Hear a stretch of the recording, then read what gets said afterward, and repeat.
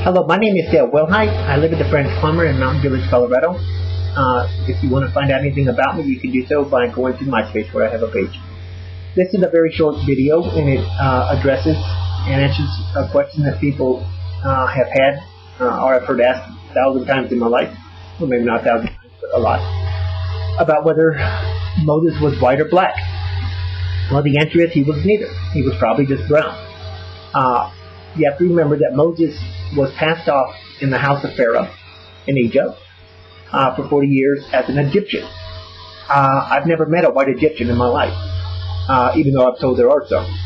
He was probably a man that was of, dark colored skin. There's a possibility he could be black, but he was probably brown, could be light brown, or something like that. Personally, I don't really care, because I think we all know that racism is an evil sin. And to me, if Jesus came and he was, Oriental, doesn't bother me none. I don't care what his race is. It's because, God's a spirit anyway. He's a consuming fire. He's not, our skin colors is something that he gave us. And if it's good enough for him, it's good enough for me.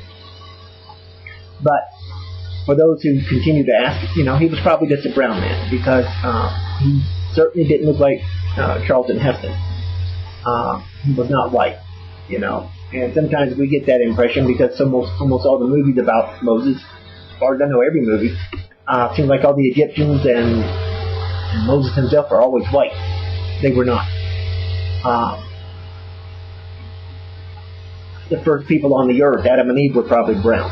They probably were not white either, because they come from the region of Iraq, near the Tigris and Euphrates rivers that run south of Baghdad.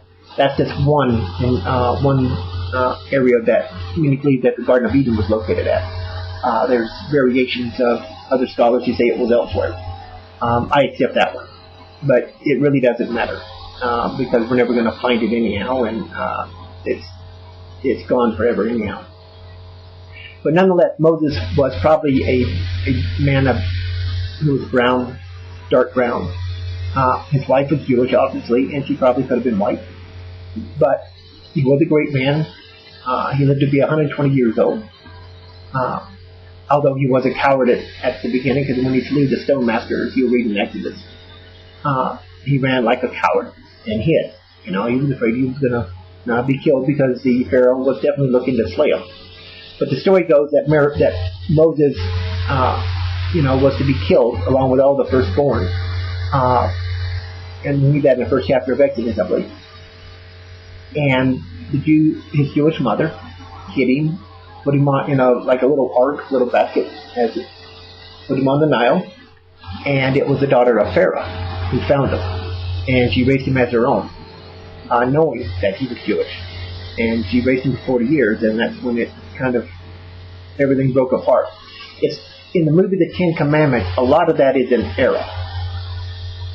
You have to remember that even though Billy Graham, was an advisor to the movie, most everything that happened in there up until the time Moses had left is wrong.